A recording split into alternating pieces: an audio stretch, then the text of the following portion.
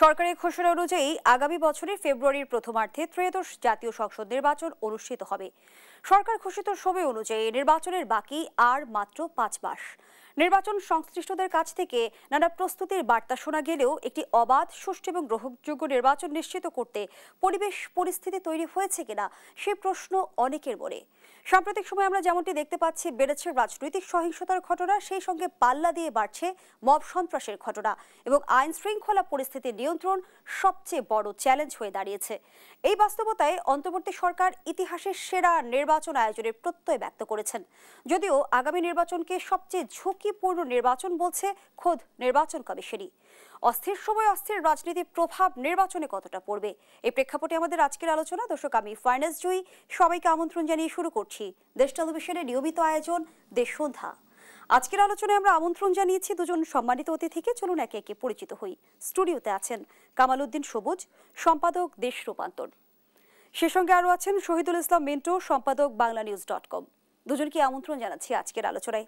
কামাল উদ্দিন সবুজ, আপনাকে দিয়ে আলোচনাটা শুরু করি। প্রধান উপদেষ্টা তো আগেই জানিয়েছেন নির্বাচন হবে আগামী বছরের ফেব্রুয়ারির প্রথমার্ধে, এবং আমরা দেখছি নির্বাচন সংশ্লিষ্টরা সার্বিক প্রস্তুতিও এগিয়ে নিচ্ছে। কিন্তু সবচেয়ে বড় সংশয়ের জায়গা তৈরি হয়েছে বর্তমান রাজনৈতিক পরিস্থিতি এবং আইন শৃঙ্খলা পরিস্থিতি। সবকিছু মিলিয়ে নির্বাচন আসলে ঝুঁকিতে পড়বে কি? ধন্যবাদ। প্রথম কথা হচ্ছে যে নির্বাচনের যে ফেব্রুয়ারিতে হওয়ার কথা, জাতীয় নির্বাচন, যেটা প্রধান উপদেষ্টা বলেছেন, পরে নির্বাচন কমিশন থেকে বলা হচ্ছে, সেই থেকেই বা তার আগে থেকেই নির্বাচনের প্রস্তুতি কিন্তু এক ধরনের চলছে। তো সরকারিভাবে যখন ঘোষণা করা হলো, তখন থেকে সরকারের কিছু কিছু জিনিস, যেমন আইন শৃঙ্খলা রক্ষা বাহিনী সহ ইলেকশন কমিশন এবং সরকার সবাই বিভিন্নভাবে বলছে এবং বলা হচ্ছে যে নির্বাচনের সকল প্রস্তুতি সম্পন্ন হচ্ছে। কিন্তু দেখেন, আজকেও কিন্তু ইলেকশন কমিশনার আনোয়ার সাহেব বলেছেন যে নির্বাচনের শতভাগ পরিবেশ আছে, উনি বলছেন, ওনারা কথা বলছেন। আবার কিছুদিন আগে স্বরাষ্ট্র উপদেষ্টাকে বলতে শুনলাম যে আগামী নির্বাচনকে বাধাগ্রস্ত করার জন্য একটি দল মানে তৎপর রয়েছে এবং তারা যে কোনো সময় বাধাগ্রস্ত করতে পারে। সেটা হচ্ছে উনি আওয়ামী লীগকে মিন করেছিলেন। 2 দিন আগে প্রধান উপদেষ্টা প্রথমবারের মতো বললেন, এতদিন উনি বলেছেন যে নির্বাচন, যে বললেন যে আগামী নির্বাচন বাধাগ্রস্ত হতে পারে।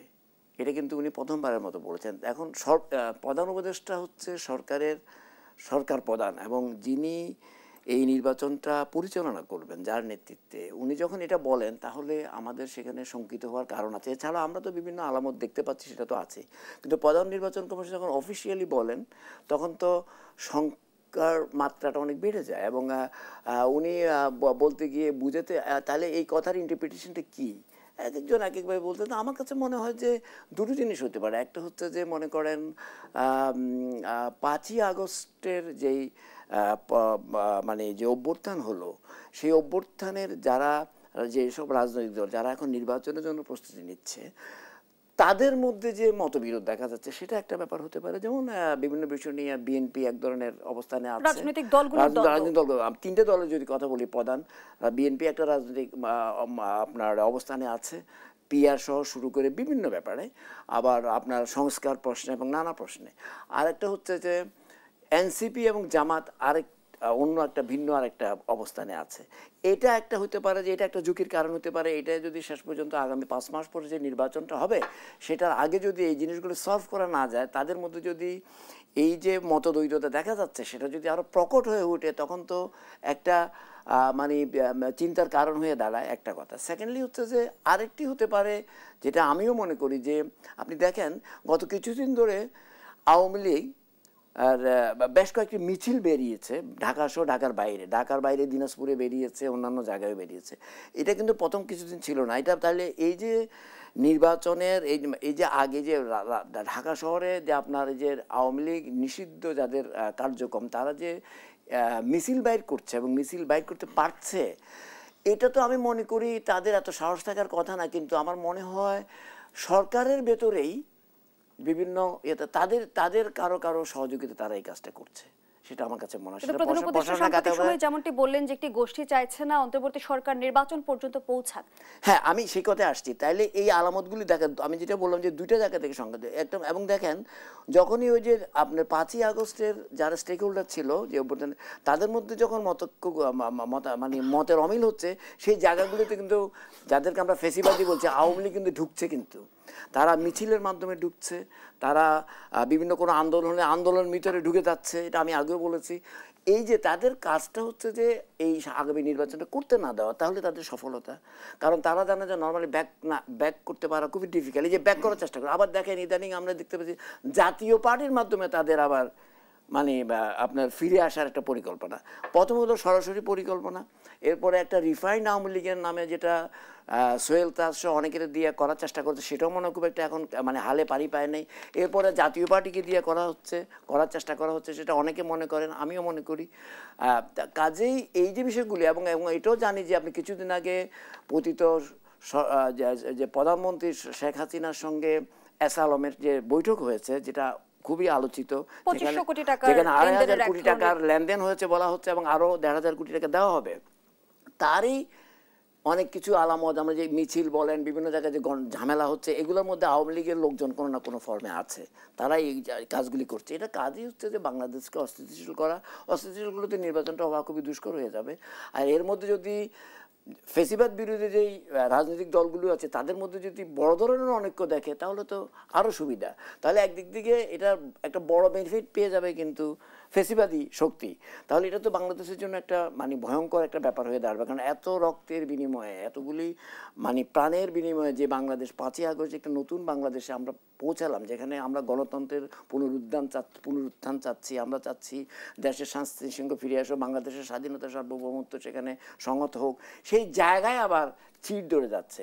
তো কাজেই আজকে যে কথাটা খুবই দরকার, যেটা আমি মনে করি যে প্রধান উপদেষ্টা যে বলেছেন, নিশ্চয়ই ওনার কাছে কোনো তথ্য আছে যে আগামী নির্বাচন পর্যন্ত যেতে না দেওয়া। আমি মনে করি যে এটা তখনই, এবং আজকে দেখেন, আজকে আবার স্বরাষ্ট্র উপদেষ্টা প্রায় কথা বলেন, আজকেও উনি বলেছেন যে মাঠে ১.৫ লক্ষ পুলিশ থাকবে, এবং পুলিশ যাতে কোনো রাজনৈতিক দলের সঙ্গে মাখামাখি না করেন, কোনো রাজনৈতিক যারা মানে মাখামাখি, তারা যাতে রাষ্ট্রের বাহিনী হিসাবে কাজ করেন, এই ধরনের কিছু নির্দেশনা দিয়েছেন। কিন্তু নির্দেশনা দিলে তো হবে না। আপনি দেখেন, আমার তো মনে হয় যে আইন শৃঙ্খলা রক্ষা বাহিনী শেখ হাসিনার আমলে ছিল, তার 5% মানে হয়তো চলে গেছে, বা অনেকে চাকরিচ্যুত হয়েছে, অনেকে হয়তো মনে করেন পালিয়ে গেছে, কিন্তু 95% রয়ে গেছে। এবং এর মধ্যে অনেকেই তারা মানসিকভাবে একেবারেই, যতটা না পুলিশ, তার চেয়ে বেশি হচ্ছে দলীয় কর্মী, এবং তাদেরকে রেখে তারা যে কোনো সুযোগের মধ্যে কোনো স্যাবোটাজ করবে না, তাদেরকে যতই আপনি ব্রিফিং দেন না কেন, আমার মনে একটু ডিফিকাল্ট। তো কাজেই ওনারাও চেষ্টা করছেন, কিন্তু তাহলে কি করা যায় সেটা নিশ্চয়ই সরকার সহ মানে যারা আমরা দেখছি যে দলীয় সরকারের অধীনে নির্বাচন হয়েছে, সেখানে আসলে দলীয় সরকার এক ধরনের প্রভাব আইন শৃঙ্খলা বাহিনীর উপর ছিল। এবার যেহেতু দল নিরপেক্ষ সরকার, এবার কি আইন শৃঙ্খলা বাহিনীকে কেউ প্রভাবিত করার চেষ্টা করবে? না, সেটা তো করতেই পারে, কিন্তু আমার কথা হচ্ছে যে আইন শৃঙ্খলা বাহিনীকে রক্ষা করা, প্রভাবিত করার চেষ্টা করলে ওনারা হবেন কেন? আমার কথা হলো, যিনি স্বরাষ্ট্র উপদেষ্টা বলছেন যে তারা যাতে রাজনৈতিক দলের দ্বারা প্রভাবিত না হয়, কোনো রাজনৈতিক দলের পক্ষে যাতে তারা কাজ না করে, এটা তো আমরা মানি। কারণ মানে এই কারণে যে কেন তারা নিরপেক্ষ থাকবে, কারণ গত সরকারের যিনি ছিলেন উনি তো এই বাহিনীটাকে একটা দলীয় বাহিনীতে পরিণত করেছেন, এবং দলীয় বাহিনীতে যারা যেই বাহিনী ওই যেটা ভোট ছাড়া যেটা নির্বাচন হচ্ছে, সেই ভোটে তারা আগে থেকেই ব্যালট বক্সে, এই পুলিশরাই আপনার ব্যালট বক্সের আপনার সিল মেরে আপনার ঢুকিয়ে রাখছে, মানে আপনার ব্যালট ঢুকিয়ে রেখেছে। তো এই হলো আইন শৃঙ্খলা রক্ষা বাহিনী, এবং তারা বিরোধী মত এবং পথের লোকজনকে হত্যা করেছে, তারা এখানকে তাদের প্রতি নির্যাতন করেছে, তাদেরকে জেলে পুরেছে। তো এই যে বিষয়গুলো, বাহিনী তো আর বাহিনীর মধ্যে নাই, রাষ্ট্রীয় বাহিনীর মতো আচরণ করে না, এবং তারা এখনও পরিশুদ্ধ হয়েছে কিনা আমি জানি না। আমার ধারণা তাদেরকে পরিশুদ্ধ করা যাবেও না, কারণ তাদের মানসিকভাবে তারা এইভাবে টিউনিং হয়েছে, তারা এখন দলীয় কর্মীতে পরিণত হয়েছে, তারা কোনো সুযোগের জন্য অপেক্ষা করছে। আমি যেটা বলতে চাচ্ছি, তাহলে কি এটার পরে এটা একমাত্র সম্ভব, নির্বাচনটা তো এই সরকার ইচ্ছে করলে একা করতে পারবে না।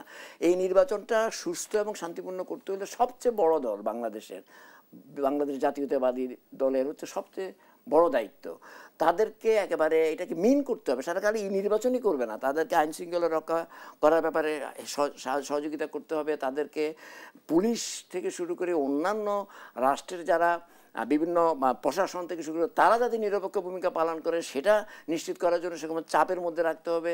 অন্যান্য দলগুলোকে, জামাতকে রাখতে হবে, এনসিপিতে রাখতে হবে, যারা অন্যান্য রাজনীতি সবগুলি ফেসিবাদ বিরোধী রাজনৈতিক দলগুলি এবং ফেসিবাদ বিরোধী যে সকল পেশাজীবী সংগঠন বলেন, অন্যান্য বিভিন্ন প্ল্যাটফর্মে যারা আছেন, সবাইকে এটা করতে হবে, না হলে ফেসিবাদ ঢুকবে। আর যদি তারা ঐক্যবদ্ধ থাকে, অন্তত আমি বলি না যে রাজনৈতিক মানে আদর্শের ঐক্যমত না, এক হওয়া না, মৌলিক বিষয়গুলোতে, সেটা কি স্বাধীনতা সার্বভৌমত্ব রক্ষার ক্ষেত্রে গণতন্ত্রকে পুনরুজ্জীবিত করার জন্য যে নির্বাচনের কথা, সেই নির্বাচন আপনার নিরপেক্ষ এবং অত্যন্ত শান্তিপূর্ণ হওয়ার জন্য তাদেরকে ভূমিকা রাখতে হবে, যে যত দলই যে সিটি পাক না কেন।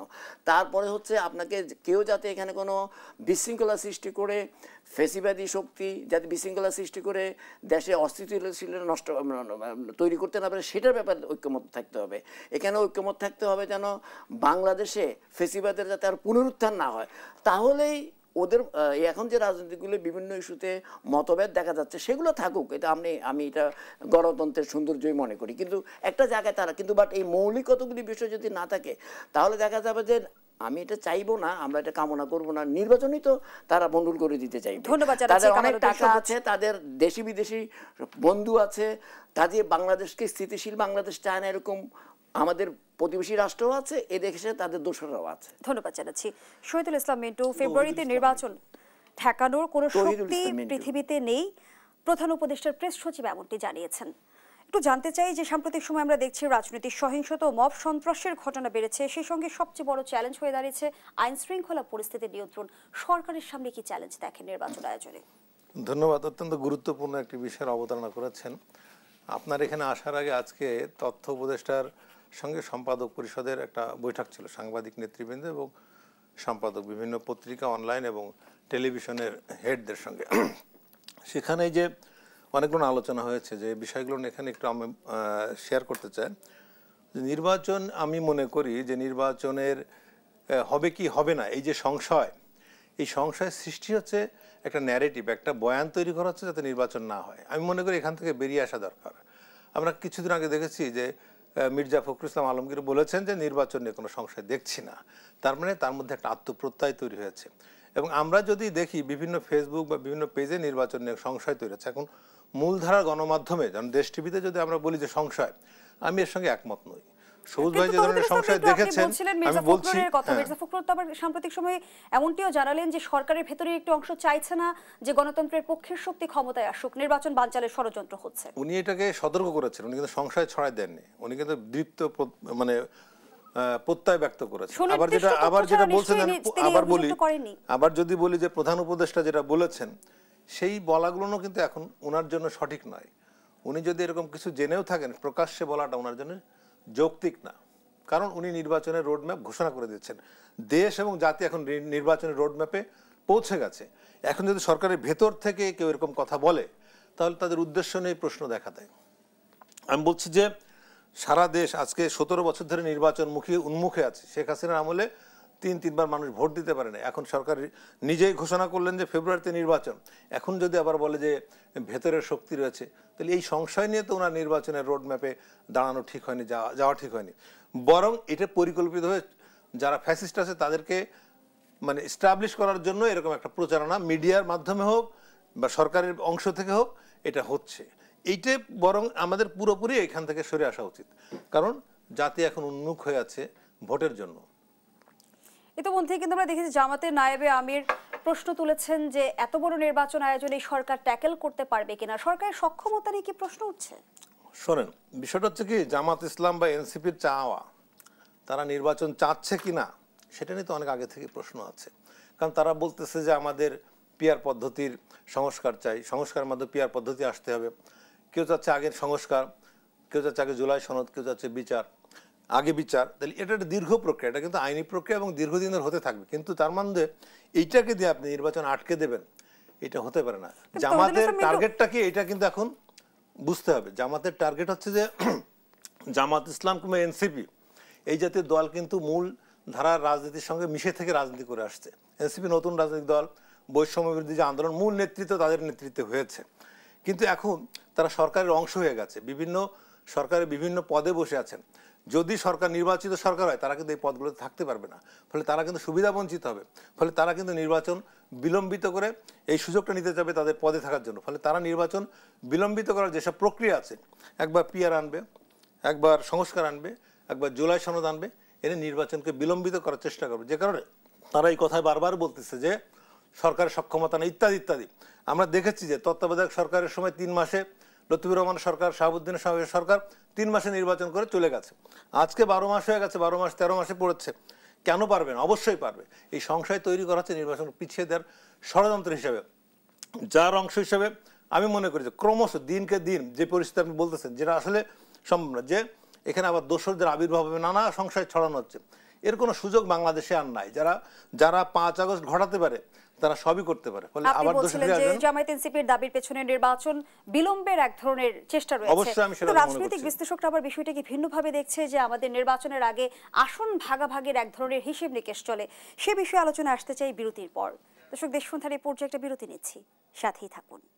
আবারও আমন্ত্রণ, দেখছেন দেশ টেলিভিশনের নিয়মিত আয়োজন দেশ সন্ধ্যা। আমরা আবারও ফিরছি আলোচনায়।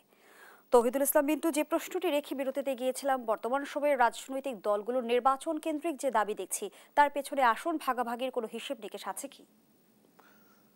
এটা খুব গুরুত্বপূর্ণ প্রশ্ন করেছেন। আমরা টেলিভিশনে না, বিভিন্ন জায়গায় শুনি যে গোপনে দেন দরবার হয় যে আমরা এতটা আসন চাই, যদি এতটা আসন দেন তাহলে আমরা নির্বাচনে যাব অথবা যাব না। তো সেই ভাগাভাগির প্রশ্নে যখন সমঝোতা না হয়, তখন আলোচনার টেবিলের সামনে চলে আসে রাজনৈতিক মঞ্চে যে পিআর পদ্ধতি বা সংস্কার বা জুলাই সনদ বাস্তবায়িত না হলে নির্বাচন করতে দেবে না। যদি আমি মনে করি, যদি এমনটি সমঝোতার জায়গায় চলে যায় জাতীয়তাবাদী দল বিএনপির সঙ্গে জামাত এবং এনসিপির, তাহলে একটা নির্বাচন হয়ে যাবে।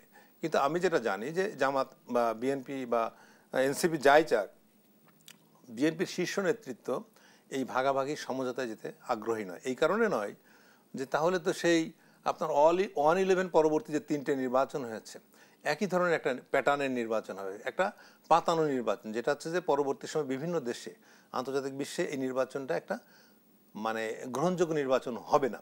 সেই কারণে প্রতিদ্বন্দ্বিতার মধ্যে তারা যেতে চায়। যে কারণে তারা বলেছেন, তারেক রহমান বলেছেন, বিএনপির কো চেয়ারম্যান, যে নির্বাচন পরবর্তী সময়ে যারা বিভিন্ন জায়গা থেকে এমপি হবে তাদেরকে নিয়ে জাতীয় সরকার করা হবে।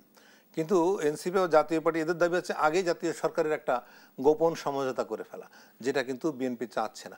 এবং সেই কারণেই আলোচনার বাইরে গোপন দরবার যেটা হচ্ছে, সেটা হচ্ছে যে আপনার পিআর আগে আসতেছে, কখনো সংস্কার, কখনো জুলাই সনদ ইত্যাদি ইত্যাদি। তো এই বিষয়গুলো কিন্তু ভেতরের খবর, কিন্তু এগুলো কিন্তু কোনো ডকুমেন্টারি বিষয় না, এটা আলোচনা হচ্ছে। ধন্যবাদ জানাচ্ছি আপনাকে কামালউদ্দিন সবুজ।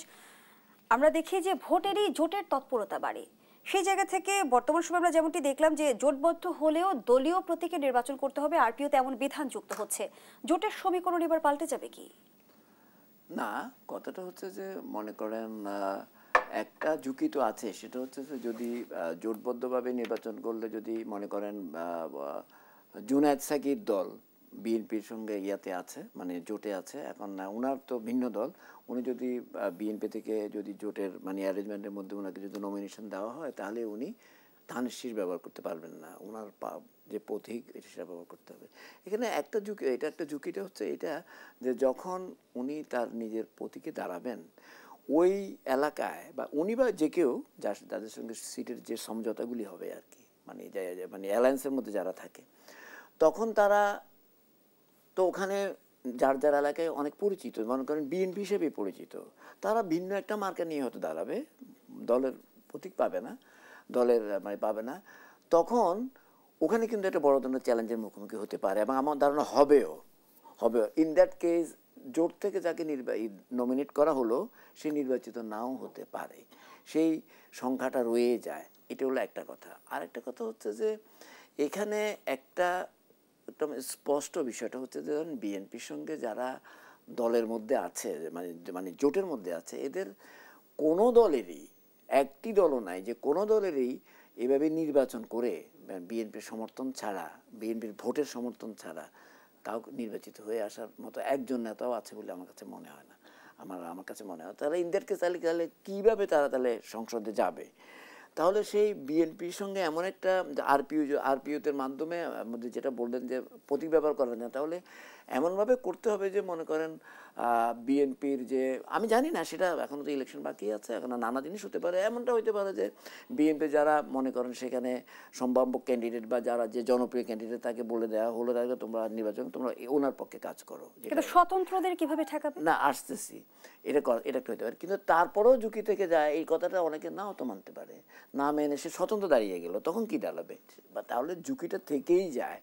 এবং সবাইকে বিএনপি নিয়ন্ত্রণ করতে পারবে কি না, বা পার্টি থেকে সেই ধরনের যদি মেকানিজম যদি একটা তৈরি করেন তাহলে হয়তো হইতেও পারে। কিন্তু কথাটা হচ্ছে যে এককভাবে আপনার যার মানে প্রতীক নিয়ে বিএনপি থেকে নমিনেট করলেও, জোট থেকে নমিনেট করলেও নির্বাচিত হওয়া একটু ডিফিকাল্ট, ভেরি ডিফিকাল্ট। আমার মনে হয় এটা মানে একেবারে ইয়ে হয়ে যাবে আর কি। আমার মনে হয় তখন বিএনপির লোকই হয়তো আবার নির্বাচিত হয়ে যাবে, হয়তো স্বতন্ত্র হিসাবে হোক বা অন্য কোনো প্রতীকে হোক, যেগুলো হয়ে যাবে। কাজেই তাহলে ইয়েটা কি আসলে এখানে সমস্যাটা যেটা দাঁড়িয়েছে, যেটা আমি আগে বলেছি যে বিএনপি এবং আওয়ামী লীগ দেখেন রাজনীতিটাকে এমনভাবে ধ্বংস করেছে, শুধু দেশটাকে কোন রাজনীতি ধ্বংস করেছে, গণতন্ত্র রাজনীতিটাকে ধ্বংস করে দিয়েছে। রাজনীতি ধ্বংস করতে যায় যেটা হয়েছে, বিএনপিকে ধ্বংস করার জন্য হেন কোনো চেষ্টা নেই তারা করেছে। কারণ যেহেতু বিএনপি একটা দীর্ঘদিনের রাজনৈতিক দল এবং বিএনপি বাংলাদেশের মাটি এবং মানুষ এবং বাংলাদেশের স্বাধীনতা সার্বভৌমত্বের প্রশ্নে, গণতন্ত্রের প্রশ্নে, অনেক কিছুর প্রশ্নে বাংলাদেশের মানুষের আকাঙ্ক্ষার সঙ্গে তাদের রাজনীতির ইয়েটা যায়। সেই জন্য এত চেষ্টা করেও এটাকে ভাঙা যায় না, এটাকে দুর্বল করা যায় না, বরং তাদের ফ্যাসিবাদী আচরণের কারণে, তাদের গণতন্ত্রহীনতার কারণে, তাদের নিপীড়ন, নির্যাতন, গুম, হত্যার কারণে বিএনপি আরও জনপ্রিয় হয়েছে। এখন আওয়ামী লীগ দেখেন এমন রাজনীতি রাজনীতি তো করে নাই, রাজনীতিটাকে এমনভাবে নষ্ট করেছে। দেখেন এখন তো নতুন প্রেক্ষাপটে দেখেন বিএনপি যখন আবার ঘুরে দাঁড়ালো একটা রাজনৈতিক দল হিসেবে, বিএনপির আশেপাশে কোনো দলই তো নাই এখন পর্যন্ত, আমি দেখছি না। এখন মনে করেন 3 মাস পরে বা 5 মাস পরে অনেক কিছু চেঞ্জও হয়ে যেতে পারে। মানুষের মন তো কোনো কারণ বিএনপি যদি কোনো ভুল করে, একটা কথার কথা, বা রাজনৈতিকভাবে বা কোনো জায়গায়, বা এটা আমি তর্কের খাতিরে বললাম, তাহলে রাজনীতিটা যদি থাকতো যে বিএনপির কাছাকাছি বা বিএনপি থেকে অনেক বেশি দূরে না বা এরকম, তাহলেও কিন্তু এই সংকটগুলি আসতো না। আজকে সিট ভাগাভাগির কথা আসতো না, সবাই যার যার মতো নির্বাচন করতো। এখন মনে করেন অনেকগুলি দল নির্বাচন করছে, বিএনপি মনে করেন সরকার গঠন করার মতো আপনার সিট পেলো, এটা 170, 80, 90, 200 যাই হোক, আরও 100টা আসনের কাছাকাছি অনেকে পেলো, তখন একটা বড় একটা বিরোধী দল হলো। এখন বড় একটা বিরোধী দল হবে কিনা সে নিয়েও শঙ্কা আছে। এই জন্যই আমরা সিট ভাগাভাগির কথা শুনি, এই জন্যই আমরা পিয়ার পদ্ধতির কথা শুনি, এই জন্যই এই যে আপনার কাজে আসলে অ্যাবসুলিট মেজরিটি অনেক সময় ভালোও না সংসদীয় গণতন্ত্রে। এই জন্য কিছু একটা শক্তিশালী বিরোধী দলও থাকা উচিত, কিন্তু রাজনীতিতে নষ্ট হয়ে গেছে, সেই জন্য এই সমস্যা হয়েছে। আচ্ছা যাই হোক, আমি যেটা এখন বলতে চাইলে, এখন তাহলে উপায় কি? উপায় তো হচ্ছে এখন মনে করেন শেখ হাসিনা 15-16 বছরে অনেক কিছু নষ্ট করে দিয়ে গেছে রাজনীতি, তাহলে তো রাজনীতিটা শুরু করতে হবে আবার, এটাকে রিপেয়ার করে। এর মধ্যে দিয়ে আমার মনে হয় আস্তে আস্তে রাজনীতিটা যদি চর্চাটা যদি রাজনৈতিক দলগুলি সঠিকভাবে করেন, এবং আমরা বাংলাদেশের মানুষ যদি খুবই বাংলাদেশের মানুষ এখন অনেক বেশি সচেতন, এটা রাজনৈতিক দলগুলি ভালোই বুঝে। ঠিকমতো রাজনীতি না করলে যে কোনো সময় যে কেউ আনপপুলার হয়ে যেতে পারে। তাই রাজনীতিটা করতে হবে বাংলাদেশের মানুষের যে আশা আকাঙ্ক্ষার সঙ্গে মিল রেখে রাজনীতিটা করতে হবে। তো কাজেই চালু হওয়া উচিত। এখন সিট ভাগাভাগি হবে কি হবে না, হতে তো পারেই, আমরা তো শুনি অনেক কিছু যে পর্দার অন্তরালে সিট ভাগাভাগি, এবং আপনার প্রফেসর ইউনূসের সরকারের সঙ্গে ইনভলভ আছে, এটার কোনো অফিসিয়াল কোনো ভার্সন নাই, আছে, থাকতেও পারে, যেহেতু তারা গ্রহণযোগ্যতা নিয়ে প্রশ্ন না, এখন তারা এমন যেটা মিন্টু বলছিল, কিন্তু কথা হচ্ছে যে এমন মেকানিজম যদি আওয়ামী লীগ যেভাবে করেছে সেভাবে হলে তো একটু প্রশ্ন আসবেই। এখন যদি দেখা যায় যে ওপেন বোঝা যাচ্ছে যে আমি এখন সিট ভাগাভাগি করতেছি, বিএনপি এত নিয়ে গেল, জামাত এত নিয়ে গেল, এনসিপি নিয়ে গেল, এত অমুক অমুক, এইটাকে অত্যন্ত রাজনৈতিক দক্ষতার ইয়েতে আবরণে যদি তারা এরকম কোনো অ্যারেঞ্জমেন্ট করতে পারে, কোনো মেকানিজম বের করতে পারে, সম্ভব হইতে পারে। আরেকটা হচ্ছে যে এই ধরনের একটা পরিবর্তনের পরে ফ্যাসিবাদ বিরোধী দলগুলি যদি কোনো সমঝোতায় গিয়ে যেটা তারেক রহমান সাহেব বলেছেন যে নির্বাচনের পরে তারা আপনার জাতীয় সরকার গঠন করবে, সেটাও হইতে পারে। কিন্তু ওটা তো হলো জাতীয় সরকার, সেখানে তো আপনার আবার সিট দেওয়ার স্কোপটা থাকবে না। মনে করেন নির্বাচন হয়ে গেল, 300 জন তো নির্বাচিত হয়ে গেল, সেখানে তো করা যাবে না। তখন হয়তো উচ্চকক্ষ যদি হয়, উচ্চকক্ষে হয়তো অনেক কিছু করা যাবে, সেটা তো হলো অন্য বিষয়। আমার কথাটা হচ্ছে যে তাহলে জাতীয় সরকারের আগেই এই যারা সিট অনেক বেশি পাবেন না মনে করেন, তারা চায় যে তাদের আপনার সিটের সংখ্যা বাড়িয়ে একটা সমঝোতার মাধ্যমে ইয়ে করে, এবং সেই জন্য তারা বাইরে অনেক কিছুর মাধ্যমে প্রেশার ক্রিয়েট করছেন। এটা আমার কাছে মনে হয় তারাও যে ফেসিবাদকে আবার আনার জন্য চেষ্টা করছেন, সেটা এই মুহূর্তে আমি বিশ্বাস করতে চাই না। এই কারণে, কারণ তারা নিজেরাই তো আবার বিপদে পড়বে। তারা বিপদে পড়েছে তো, শুধু বিএনপি সবচেয়ে বেশি ক্ষতিগ্রস্ত হয়েছে রাজনৈতিক দল হিসেবে, জামাতও তো ক্ষতিগ্রস্ত হয়েছে, এনসিপিরা তখন তো দল ছিল না, সাধারণ মানুষও তো ক্ষতিগ্রস্ত হয়েছে। এই মুহূর্তে যে আমরা দেখছি যে জাতীয় পার্টি নিষিদ্ধের এক ধরনের দাবি উঠেছে, সেটা কি শুধুই আদর্শের সংঘাত? পার্ডন, আমি বুঝতে পারিনি। জাতীয় পার্টি নিষিদ্ধের যে দাবি আমরা দেখছি রাজনৈতিক অঙ্গনে, সেটা কি শুধুই আদর্শের সংঘাত, নাকি আসলে এখানেও কোনো ভোট কেন্দ্রিক হিসেব নিকেশ আছে? না, জাতীয় পার্টির আপনার আদর্শ যেটা মানে ডিক্লেয়ার্ড আদর্শ, আপনি দেখবেন তাদের যে 19 দফার যে, এটার সঙ্গে বিএনপির যে 18 দফা, এটার সঙ্গে অনেক কিছু কিন্তু ডিফারেন্স নাই, কিন্তু আছে ডিফারেন্স অনেক। তারা বাংলাদেশের জাতীয়তাবাদে বিশ্বাস করে, তারাও অনেক মনে হবে যেন, কিন্তু এই দলটা গত সৃষ্টি হওয়ার পর থেকে, এরশাদের নেতৃত্বে গত এত বছর জন্মের পর থেকে, তারা তাদের কর্মকাণ্ড, তাদের আচার আচরণ, তাদের বিভিন্ন রাজনীতির কথা বলে, এটার মাধ্যমে প্রমাণ করেছে তারা হচ্ছে আওয়ামী লীগের দোসর। আওয়ামী লীগের যেই রাজনৈতিক এজেন্ডা ছিল, আওয়ামী লীগের যেই সন্ত্রাসী কর্মকাণ্ড ছিল, যে লুট, সেগুলোকে সমর্থন করেছে। কাজেই বিএনপির রাজনীতির সঙ্গে অনেক কিছুর সঙ্গে তাদের মিল থাকলো, মানে তাদের যে ডিক্লেয়ার পলিসি, সে রাজনীতির মধ্যে তারা কিন্তু নাই। তারা একটা সম্পূর্ণ মানে কি বলে আপনার আমাদের পার্শ্ববর্তী দেশ যাদের কথা বলি, যারা বাংলাদেশের রাজনীতিতে মানে গত 16-17 বছর একদম প্রত্যক্ষভাবে এবং ওপেনলি তারা হস্তক্ষেপ করেছে, তাদের একটি আপনার কি বলে আপনার একটা স্টুজ হিসাবে, দল হিসাবে তারা পরিণত হয়েছে। কারণ এটা এই কারণে বলবো, আপনি দেখেন যে দলের প্রধান ভারতে যে ফিরে এসে বলতে পারে, বাংলাদেশের সাংবাদিকরা যখন জিজ্ঞেস করেছিল যে আপনি যে ভারতে গেলেন তার ব্যাপারে জানতে চান, তখন বলে যে দেখেন ভারতে আমরা গিয়েছিলাম আমি নির্বাচনের আগে, জিএম কাদের সাহেবের কথা বলছি, 24 নির্বাচনের আগে। আমরা ভারতের অনেক গুরুত্বপূর্ণ এস্টাবলিশমেন্ট, অনেক গুরুত্বপূর্ণ অনেকের সঙ্গে কথা হয়েছে, কিন্তু আমি বলতে পারবো না কিছু, এবং অনেক ব্যাপারে নির্বাচন সহ বিভিন্ন আলোচনা, কারণ আমার বলা নিষেধ, এবং আমি ওনাদের পারমিশন ছাড়া আমি। আপনি চিন্তা করেন, বাংলাদেশের একটি রাজনৈতিক দল যদি হয়ে থাকে, সে পার্শ্ববর্তী একটি দেশের তাদের এস্টাবলিশমেন্টের বা তাদের মানে পারমিশন ছাড়া উনি কথা বলতে পারবেন না, মানে এর চেয়ে তাদের এই দেশের রাজনীতি করার অধিকারই থাকার কথা হচ্ছে না। আর দ্বিতীয় কথা হচ্ছে যে উনি বাংলাদেশের একটি স্বতন্ত্র রাজনৈতিক দল, উনি কয়েকটা নির্বাচনে সিট পেয়েছে, সেই দল ভারতে যে তার কেন সলা পরামর্শ করে আসতে হবে? তারা তো বাংলাদেশের মানুষের সঙ্গে সলা পরামর্শ। ধন্যবাদ জানাচ্ছি কামালউদ্দিন সবুজ। তৌহিদুল ইসলাম মিন্টু, যেমনটি আসলে কামালউদ্দিন সবুজ বলছিল যে বিগত সময়ে আমাদের রাজনীতি কিংবা নির্বাচনে ভারতের নগ্ন হস্তক্ষেপ আমরা দেখেছি, কিন্তু বর্তমান সময়ে গণঅভ্যুত্থানের পরবর্তী সময়টার কথা যদি তুলে ধরি, বলা হয়ে থাকে যে বাংলাদেশের সাথে ভারতের সম্পর্কের এক ধরনের টানাপোড়েন চলছে। এই বাস্তবতায় ত্রয়োদশ নির্বাচনে ভারত কি ভূমিকা নিতে পারে? ধরেন যে ভারত দীর্ঘদিন ধরে বাংলাদেশে তাদের হস্তক্ষেপ করার একটা প্রয়াস চালিয়েছে। 1/11-এর মাধ্যমে তাদের এই চেষ্টাটা সফল হয় অনেকটাই, এবং শেখ হাসিনাকে ক্ষমতায় নিয়ে আসার পেছনেও ভারতের একটা গুরুত্বপূর্ণ ভূমিকা ছিল। এবং এই 15-16 বছর ধরে শেখ হাসিনা যেসব কার্যক্রম করেছে তা ভারতের ইশারা ইঙ্গিতেই বাংলাদেশে যত খুন, গুম, হত্যা হয়েছে, যে ধরনের বিচারিক কার্যক্রম হয়েছে, ধরেন যে যুদ্ধাপরাধের যে দণ্ড, জামায়াত ইসলামের বড় বড় নেতাদেরকে ফাঁসি দেওয়া হয়েছে, সবকিছুর পেছনে অনেক ব্যক্তিকে ভারতেও পাওয়া গেছে। হ্যাঁ, অনেক ব্যক্তিকে ফাঁসি দেওয়া হয়েছে, সবকিছুই প্রেসক্রিপশন ছিল, এটাকে আমরা খবর পেয়েছি। সবচেয়ে বড় ক্ষতিটা হয়েছে ভারতীয় নগ্ন হস্তক্ষেপের কারণে, যে শেখ হাসিনা আওয়ামী লীগের সভানেত্রী এবং আওয়ামী লীগ একটি বড় রাজনৈতিক দল, সেই দলের নেতৃত্বে তিনবার স্বৈরশাসক থেকে ফ্যাসিবাদে পরিণত হচ্ছে আওয়ামী লীগ। অথচ আওয়ামী লীগের নেতৃত্বে বাংলাদেশ স্বাধীনতা লাভ করে। একটি গণতান্ত্রিক দলের অপমৃত্যু ঘটেছে শেখ হাসিনার হাত দিয়ে। শেখ হাসিনা যখন পালিয়ে গেছে তখন বাংলাদেশ থেকে আসলে ভারতও পালিয়ে গেছে আমি মনে করি।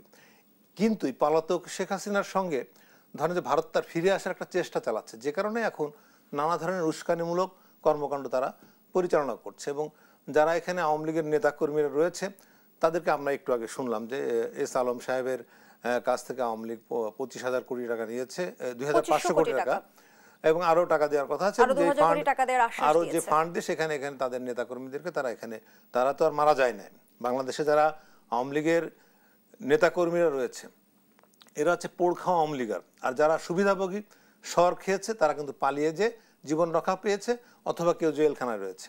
কিন্তু যারা বাইরে রয়েছে তারা কিন্তু আওয়ামী লীগের একনিষ্ঠ সমর্থক।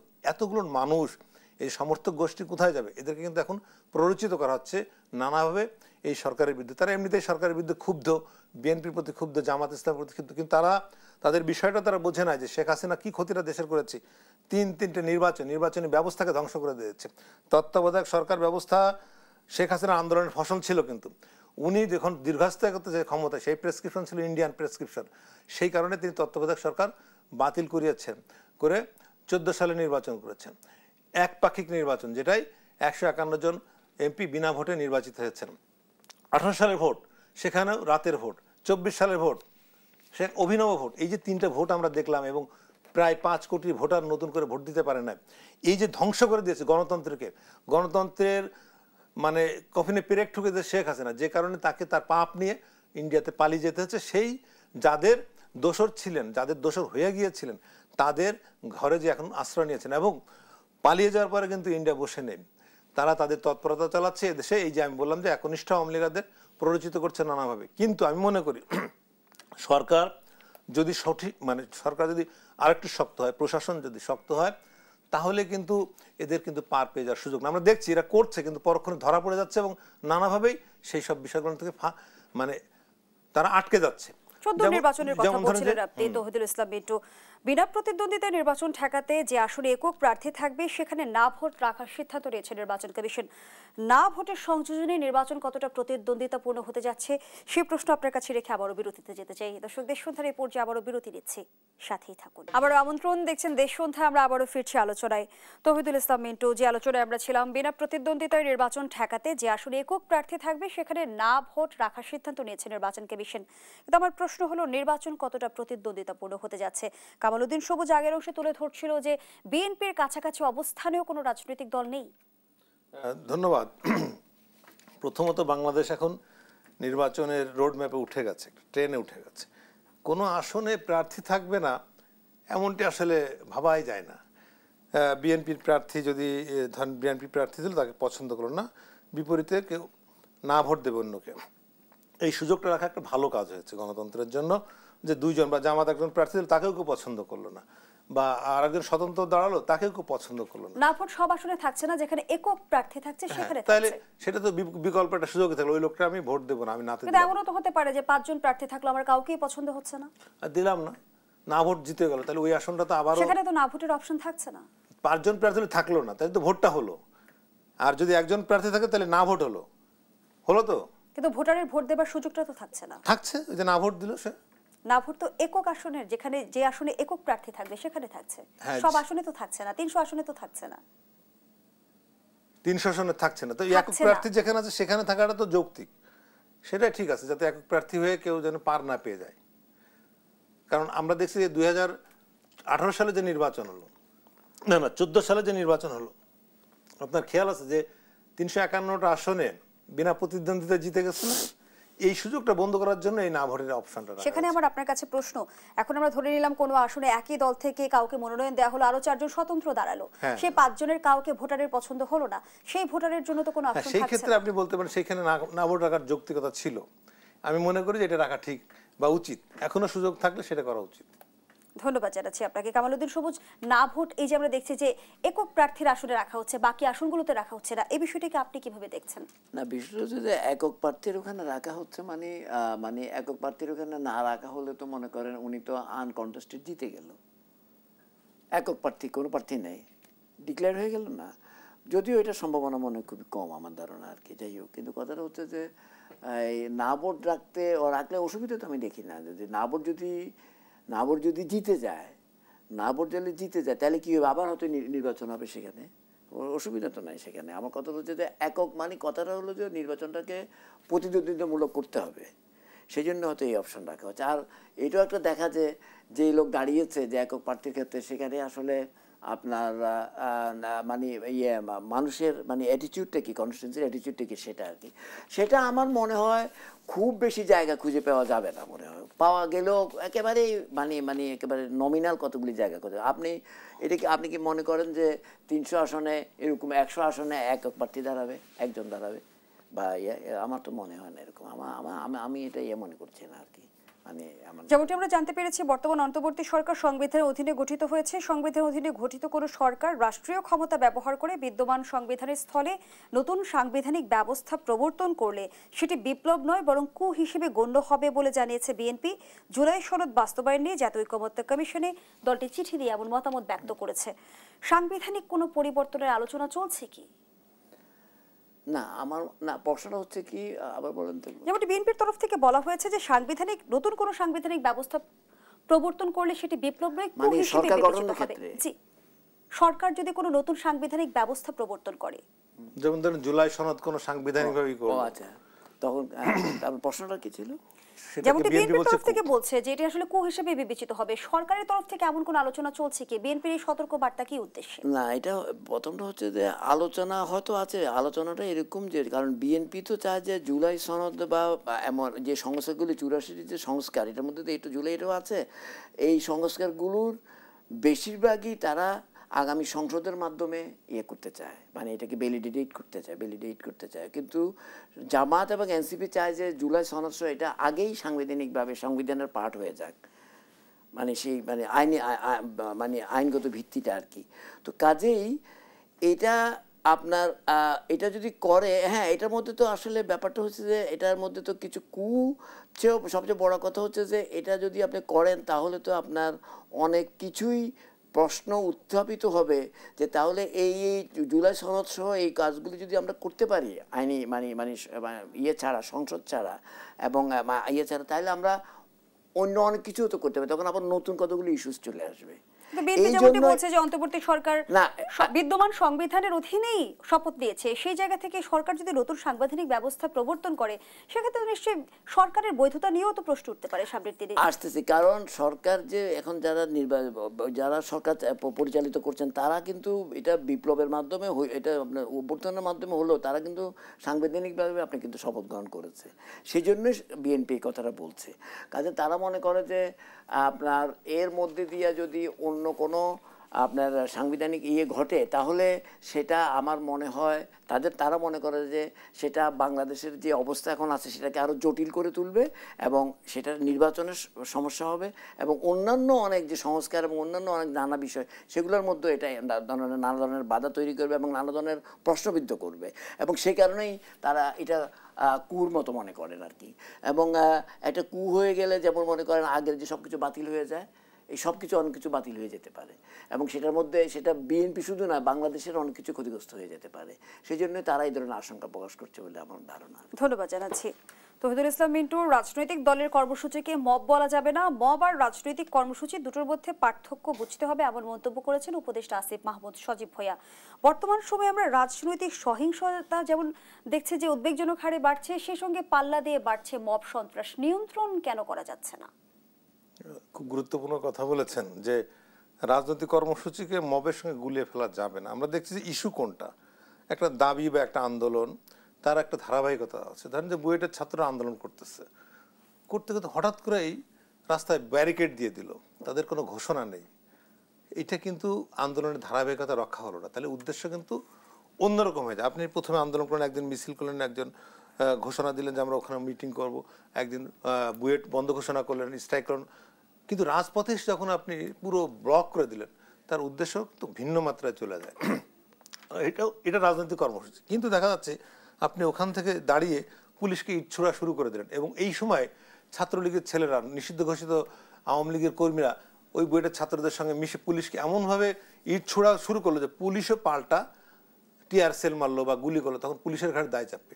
এই যে পার্থক্য কোনো নির্ণয় করা যাচ্ছে না, এখানে সহিংসতা ঘটতেছে। যেমন ধরেন যে জাতীয় পার্টির অফিসের সামনে যে ঘটনা ঘটলো, নূরকে পেটালো বা তারা যেরকম পাল্টা যে আক্রমণগ্রহণ হলো, এইগুলো ছিল একটা রাজনৈতিক আন্দোলন। কিন্তু রাজনৈতিকের ভেতর থেকে আরেকটা গ্রুপ এসে আপনাকে এটাকে মবের পর্যায়ে নিয়ে যাচ্ছে। ফলে এই জায়গায় দলগুলো, যারা গণতান্ত্রিক রাজনৈতিক দল বা আন্দোলনকামী রাজনৈতিক দলের যে সচেতনতা এখানে পরিলক্ষিত হচ্ছে না, বরং এখানে এক ধরনের উদ্দেশ্য রয়েছে। নূর কেন হঠাৎ করে জাতীয় পার্টি নিষিদ্ধের দাবিতে আর সমস্ত রাজনৈতিক দলকে সংঘবদ্ধ না করে এতদিন পরে সে জাতীয় পার্টিকে নিষিদ্ধ করার জন্য দাবিতে এইভাবে তোলপাড় করে সরে তুললো? একটু আগে আপনারা প্রশ্ন করেছেন যে জাতীয় পার্টি নিষিদ্ধ করলে কার লাভ, কি লাভ, কেন, নির্বাচনে কোনো সমীকরণ আছে কিনা। আমার মনে হয় যে এখানে একটা সমীকরণ আছে। যদি জাতীয় পার্টি নিষিদ্ধ করে দেওয়া হয় নির্বাহী আদেশে, তাহলে যেটা হবে যে এনসিপি এবং জামাত বিএনপিকে একটা চাপের মধ্যে রাখতে পারবে। তারা নির্বাচন বয়কট করলে আর নির্বাচন হওয়ার কোনো সুযোগ থাকবে না। কিন্তু জাতীয় পার্টি যদি রাজনৈতিক দল হিসেবে থাকে তাহলে নির্বাচনের আর একটা বিকল্প সুযোগ থাকে যে বিএনপি বা জাতীয় পার্টি, হ্যাঁ হতে পারে জাতীয় পার্টির সঙ্গে মিশে আওয়ামী লীগ তাদের প্রার্থী দিতে পারে। ইতিমধ্যেই কিন্তু জাতীয় পার্টির কো চেয়ারম্যান মোস্তাফিজুর রহমান বলেছেন জাতীয় পার্টিতে যোগদানকারী আওয়ামী লীগের ক্লিন ইমেজ ও নির্বাচনে জয়লাভ করতে পারবেন এমন নেতাদের মনোনয়ন দেওয়া হবে। হ্যাঁ, এটা তো হতেই পারে। নিষিদ্ধ কার্যক্রম নিষিদ্ধ আওয়ামী লীগ। আপনি খেয়াল করবেন আওয়ামী লীগ কিন্তু নিষিদ্ধ নয়, আওয়ামী লীগের কার্যক্রম নিষিদ্ধ। তাহলে তারা কিন্তু জাতীয় পার্টিতে মনোনয়নে লাঙ্গল প্রতীকে তারা ভোট করতে পারে, তখন তারা অন্যরকম রাজনৈতিক সমীকরণ তৈরি হবে। এই পথটা বন্ধ করার জন্যও হতে পারে যে জাতীয় পার্টি নিষিদ্ধ করতে হবে। তাহলে একেবারেই আপনি মাঠে শূন্য মাঠে ফাঁকা মাঠে গোল দেবেন, এটা তো হয় না। আপনাকে ভোট করতে হলে তো একটা গ্রহণযোগ্য, আন্তর্জাতিক গ্রহণযোগ্য বা দেশি পর্যায়ে মানুষের মনে তো একটা স্থান করে নিতে হবে। এর আগে যে 3 বার ভোট গ্রহণযোগ্য হয়নি, কারণটা কি? ভোটার মাঠে যেতে পারে নাই, সেই কারণে, তাই না? আপনি আগামী নির্বাচনকে ভোটারবিহীন নির্বাচন করতে চান? শুধু এককভাবে বিএনপি সবকটা আসনে জিতে যাবে, আপনি কি সেটা চান? তাহলে কি দেশের রাজনীতিটা থাকলো? কিন্তু জাতীয় পার্টির কাঁধে ভর করে কি আওয়ামী লীগ ফিরে আসবে? ফিরে আসতে পারে, সেই সুযোগ তো রয়েই যায় যখন রাজনীতি থাকবে। রাজনীতিতে শেষ কথা বলে কিছু নেই। এখন প্রশ্নটা হচ্ছে যে আপনি এই স্পেসটা কারা দিচ্ছেন? আওয়ামী লীগকে ফিরে আসার জন্য রাস্তাটা কে তৈরি করছেন? আপনি পিআরকে নিয়ে সামনে নিয়ে আসছেন, আপনি নির্বাচনের পরিবেশটাকে পিছিয়ে দিচ্ছেন, বারংবার নির্বাচন যাতে না হয়। আপনি আনছেন সংস্কার, আপনি আনছেন নির্বাচনের আগেই বিচার, যেগুলোর একটা ধারাবাহিক প্রক্রিয়া আছে, আপনি সেটা আগেই সম্পন্ন করতে চাচ্ছেন, কারণটা কি? আমরা আমাদের আয়োজনের একেবারেই শেষ পর্যায়ে অসংখ্য ধন্যবাদ জানাচ্ছি তৌহিদুল ইসলাম মিন্টু, ধন্যবাদ জানাচ্ছি কামালউদ্দিন সবুজ আপনাকেও। দর্শক, শেষ করছি দেশ সন্ধ্যার আজকের আয়োজন। ধন্যবাদ এতক্ষণ আমাদের সাথে থাকার জন্য।